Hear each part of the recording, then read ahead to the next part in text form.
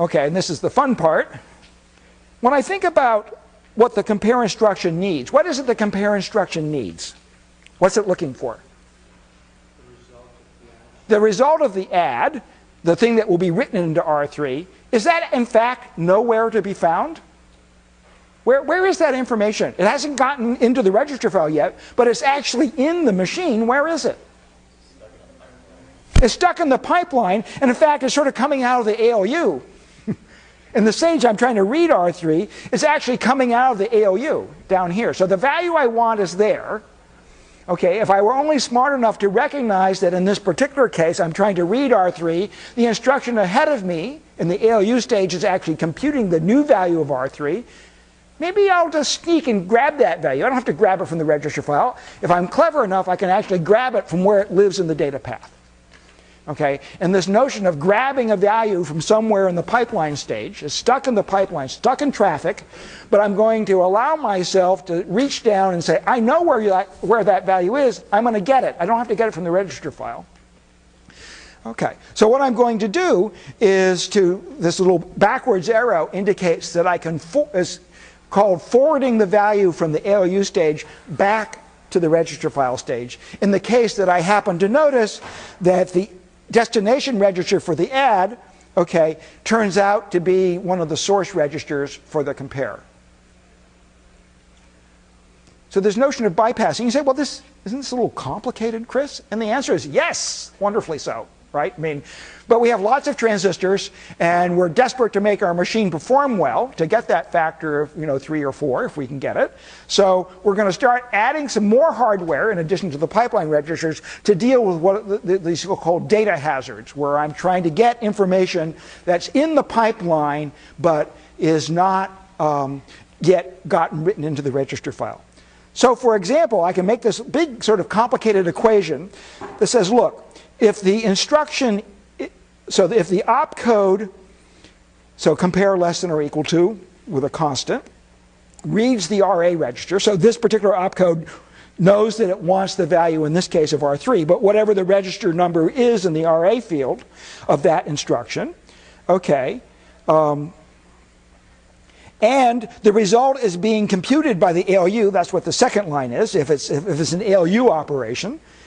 And if the destination of the register for the operation in the ALU stage, okay, happens to be the register I'm looking for, I can grab the value, and I'll use a big multiplexer here to instead of taking the value that's come through the register file in the A cell mux, I'll simply say, well, ignore that value that turns out not to be there, not the correct value to have.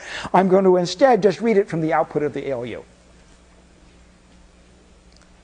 Now, I thought when I first saw this, I said, whoa, this is pretty neat. In other words, I'm actually being very sophisticated about exactly what values are in each being computed and when they're being computed in the pipeline. And if I can, I'm going to take those values before they get written back in the register file and start using them in subsequent computations. So does everybody understand how the bypassing works, why it's getting the correct value? Implementing all this logic that sets the control line, the select line for that multiplexer based on all these conditions. These, you can write logic that computes all of these, is this binary number equal to that binary number, so forth and so on. You can do that, okay.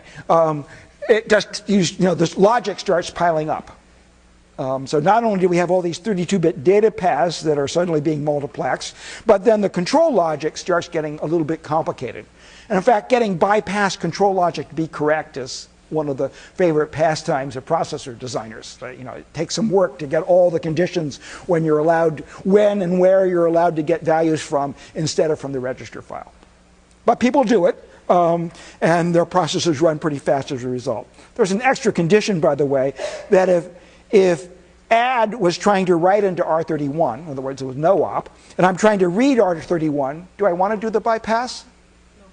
No. So there's these little gotchas where this all sounded great, and then you start taking care of all the stupid little details of, oh, by the way, writes into R31 don't actually change the contents of R31, so we want to make sure it always reads a 0. So the bypass logic equations are starting to get a little complicated, but conceptually you can see what's happening.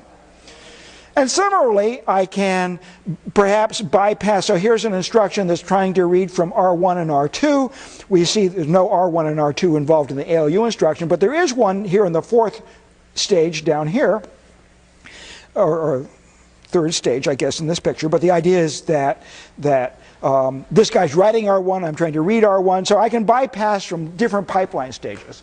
And in fact, for each pipeline stage that's subsequent to the register file stage, there's bypass paths back to the register file. And then increasingly complicated equations, making sure that I'm actually not, if Lamolsi had been writing R1, I would want that value instead of that value. So it's interesting to figure out how all this works. Okay.